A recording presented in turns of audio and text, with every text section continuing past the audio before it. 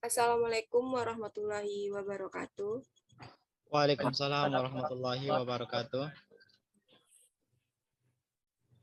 Yang terhormat kepada dosen pengampu mata kuliah pendidikan agama, Bapak Rizky Syafril, SHI MSI, dan yang terhormat kepada teman-teman saya yang telah membantu saya dalam mengerjakan tugas kelompok ini.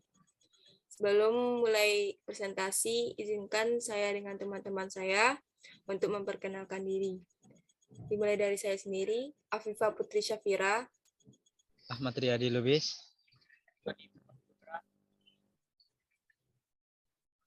Ari Suherman. Baiklah, materi pertama yang akan dibacakan oleh saya sendiri, yang berjudul konsep manusia. Dalam Al-Quran, ada beberapa konsep manusia. Al-Quran menyebut manusia dengan beberapa nama. Yang pertama itu adalah konsep al-bashar. Kata al-bashar diambil dari kata yang pada mulanya berarti penampakan sesuatu yang baik dan indah. Menurut Al-Raghib Al-Ashfani, manusia disebut dengan bashar karena kulitnya terlihat jelas, berbeda dengan binatang yang kulitnya tertutupi oleh bulu dan rambut. Nama dari Al-Bashar ini banyak terdapat dalam Al-Quran, yaitu sebanyak 36 kali dan tersebar dalam 26 surat. Kata Al-Bashar dapat diartikan juga yaitu mulasamah, persentuhan kulit antara laki-laki dengan perempuan. Ini dapat diartikan bahwa manusia terikat pada prinsip kehidupan biologis, seperti berkembang biak, fase pertumbuhan, dan perkembangan hingga tingkat kematangan dan kedewasaan. Selanjutnya, kata Al-Bashar. Ini mencangkup semuanya termasuk Nabi dan Rasul, sama seperti kita. Ia juga makan, minum, namun ada juga beberapa yang menjadi perbedaan antara kita dengan Nabi dan Rasul. Salah satu perbedaannya terdapat dalam surat Al-Kahfi ayat 110.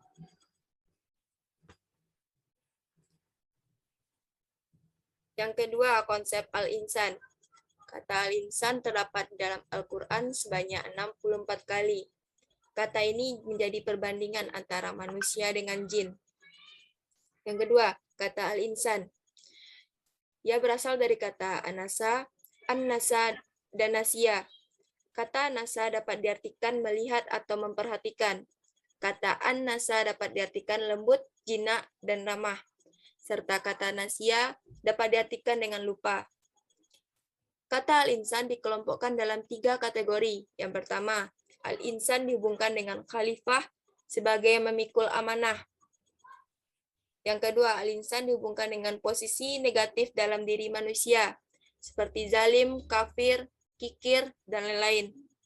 Yang ketiga, al-insan dihubungkan dengan proses penciptaan yang terdiri dari unsur materi dan non-materi.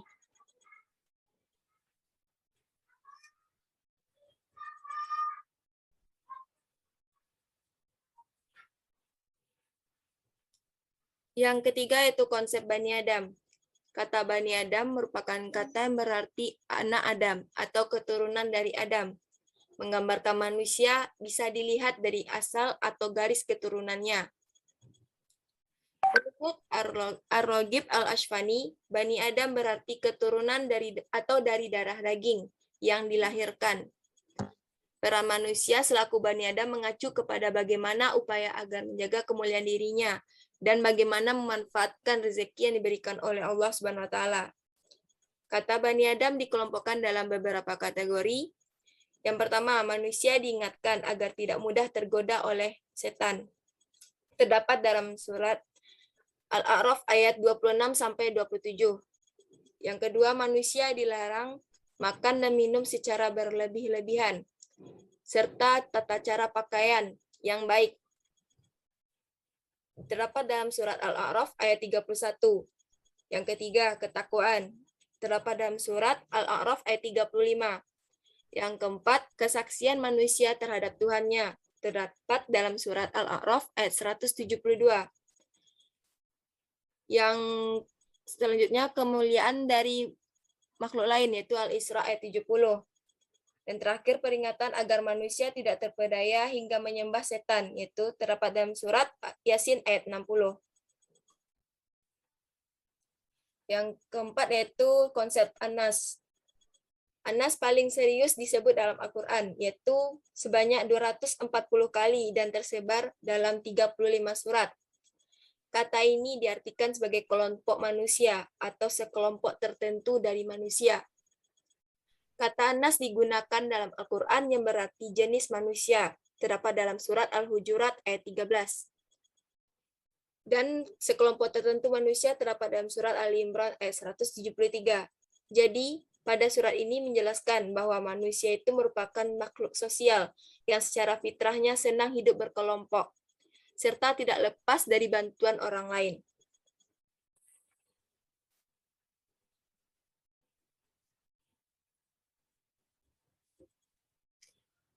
Konsep Anas terbagi menjadi 3 segi. Yang pertama, ayat yang menunjukkan kelompok sosial dengan karakteristiknya. Yang kedua, dalam ungkapan Aksar al-Nas, bahwa sebagian besar manusia mempunyai kualitas rendah, maupun dari segi iman, tidak bersyukur pada Allah, segi ilmu, dan selamat dari siksaan api neraka. Yang ketiga, Al-Quran menegaskan bahwa petunjuk Al-Quran bukan hanya dimaksudkan kepada manusia secara individu, tapi juga manusia secara sosial atau kelompok. Dihubungkan melalui petunjuk Alkitab terdapat dalam surat Al-Hadid ayat 25. Selanjutnya, konsep Abdun Allah. Konsep Abdun Allah ini terdapat dalam Al-Quran yang berasal dari 3 kata isim mustaq, yaitu abid, ibad, dan abdun. Kata abdun yang diartikan sebagai budak terdapat dalam 3 surat, di antaranya Al-Baqarah 178 dan 221, dan surat An-Nahl ayat 75. Kata ini digunakan untuk sebagai kata ganti menyebut Nabi dan hamba Allah yang saleh, yang memiliki sifat sabar, syukur, dan tawakal. Yang kedua, kata abid. Ini terdapat sebanyak 11 kali dalam Al-Quran, yaitu Surah At-Taubah ayat 112, Al-Baqarah 138, Al-Anbiya 73 dan 84, dan 106, Al-Mu'min ayat 47, Az-Zukhruf ayat 81, At-Tahrim ayat 5, Al-Kafirun ayat 3-5. Kata abid ini dapat menunjukkan arti bahwa hamba menjalankan perintah Allah dan menjauhi larangannya. Yang ketiga, kata terakhir yaitu ibad. Kata ini terdapat sebanyak 99 kali dalam Al-Quran. Jadi kata ini lebih sering diartikan sebagai hamba yang layak dekat dengan Allah, yang ikhlas beriman dan berjiwa tenang, sehingga apapun yang terjadi bergantung dan diserahkan kepada pemiliknya, yaitu Allah Subhanahu wa taala. Materi selanjutnya yang akan dijelaskan oleh Riyadi, kepada Riyadi dipersilahkan.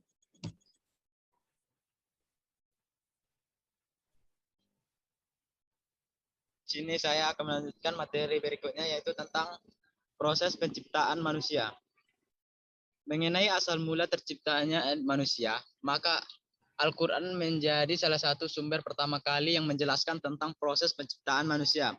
Pertama, manusia disebut sebagai makhluk primordial, maksudnya bahwa manusia asalnya tercipta dari nenek moyang Nabi Adam. Dijelaskan pula dalam Al-Quran bahwa Allah pertama-tama menciptakan manusia dari tanah atau tin, kemudian menjadi tanah berdebu atau al-turab, kemudian menjadi tanah liat atau minsol, menjadi tanah berlumpur, warnanya hitam, dan menjadi busuk atau min hamain masnun. Dan kemudian Allah membentuknya dalam bentuk yang terindah. Setelah itu Allah meniupkan ruh darinya ke dalam jiwa manusia. Bismillahirrahmanirrahim. Iz qala rabbuka lil malaikati inni khaliqum basarum min solsolim min hamain masnun.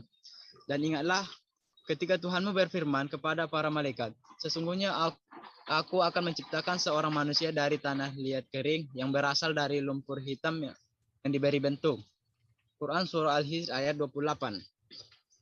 Kedua, manusia diciptakan melalui proses biologis dan hanya sains modern yang dapat memahami dan mempelajarinya.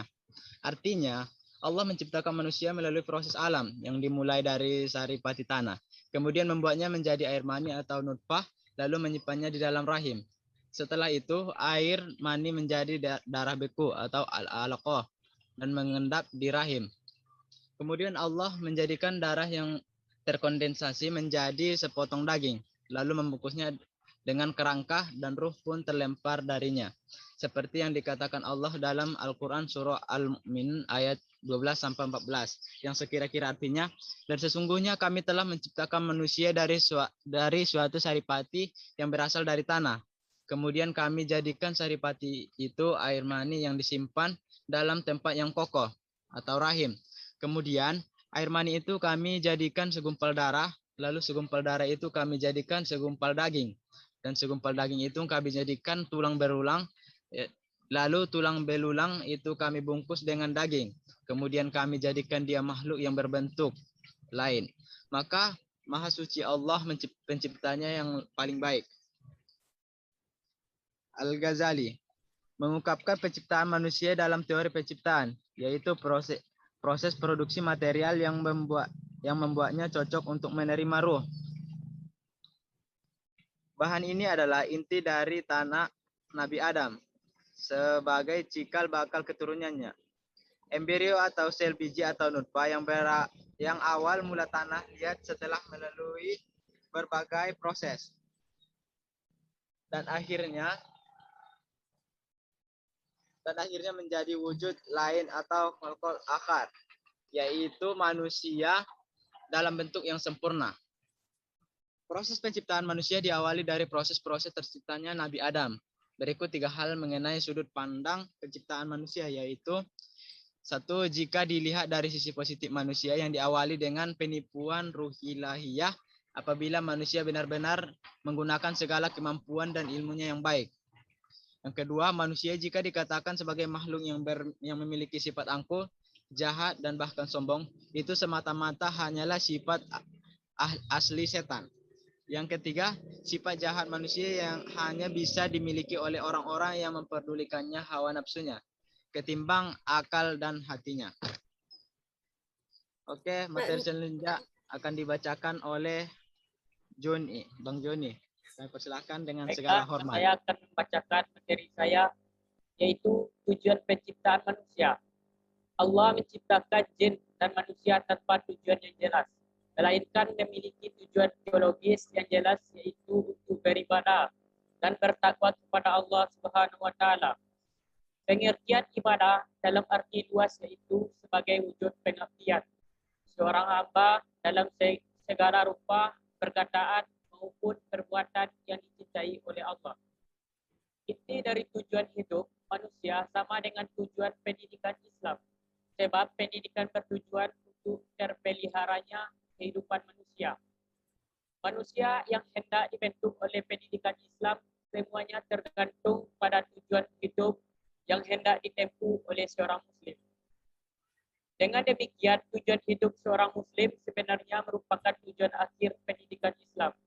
Hal ini dijelaskan dalam Quran Surah Az-Zariyat ayat 56 yang artinya, Aku tidak menciptakan jin dan manusia, melainkan agar mereka beribadah kepadaku.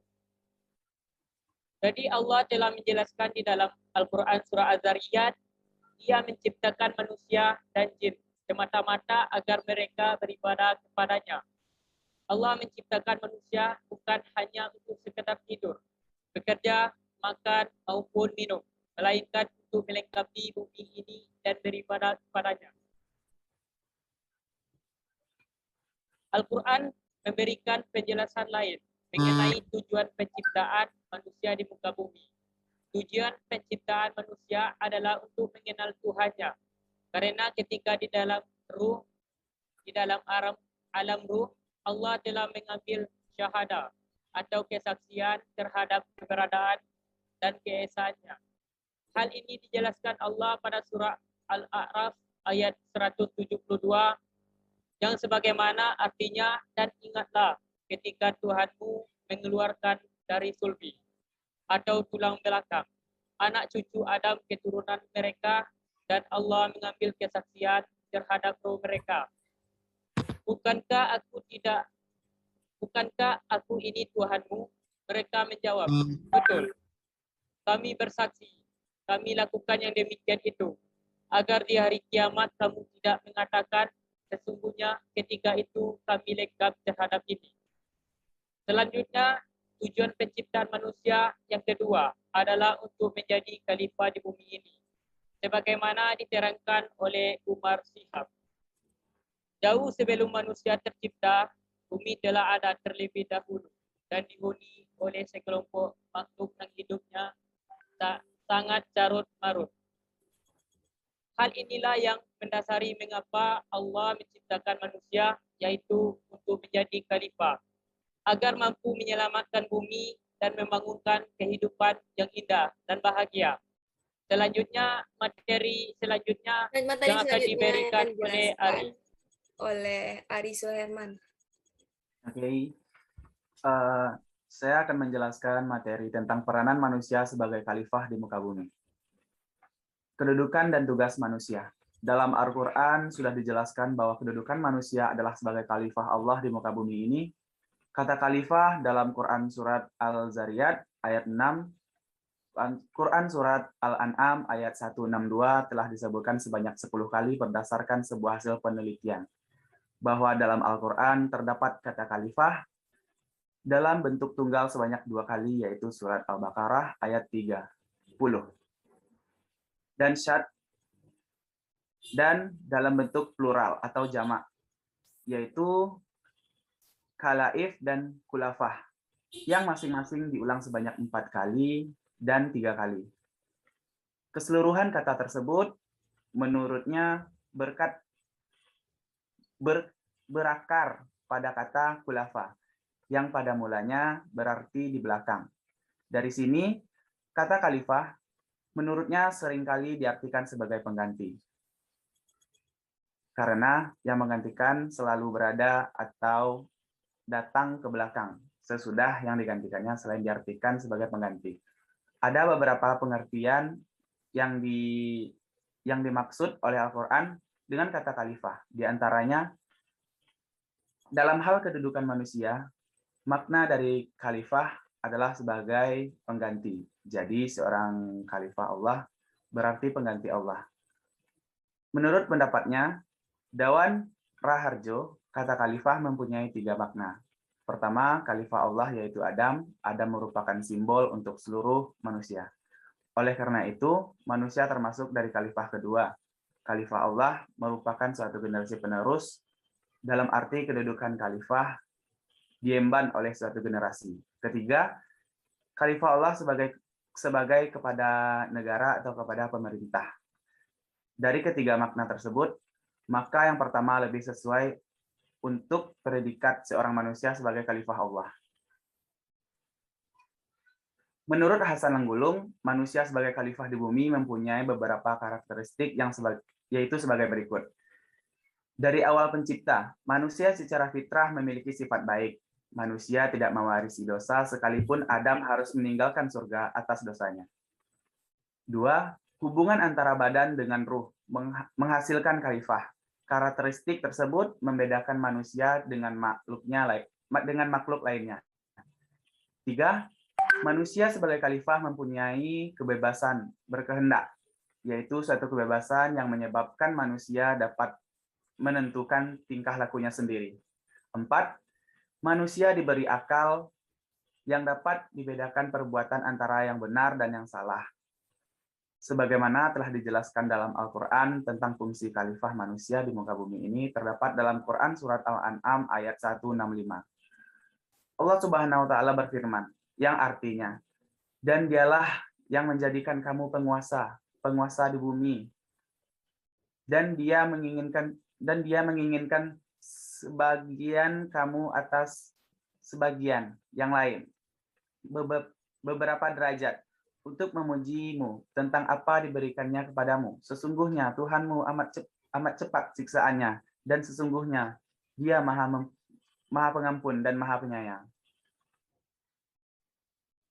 Dan di dalam Quran surat Al-Fatir ayat 39, Allah Subhanahu wa Ta'ala berfirman yang artinya, Dialah yang menjadikan kamu khalifah di bumi ini. Barang siapa yang kafir, maka kekafirannya menimpa dirinya sendiri. Dan di dalam Quran surat Al-A'raf ayat 69, Allah Subhanahu wa taala berfirman yang berarti maaf, yang berarti, dan herankah kamu bahwa ada peringatan yang datang dari Tuhanmu melalui seseorang laki-laki dari kalanganmu sendiri untuk memberi peringatan kepadamu. Ingatlah ketika dia menjadikan kamu sebagai khalifah setelah kaum Nuh, dan dia lebihkan kamu dalam kekuatan tubuh dan perawakan. Maka ingatlah akan nikmat-nikmat Allah agar kamu beruntung.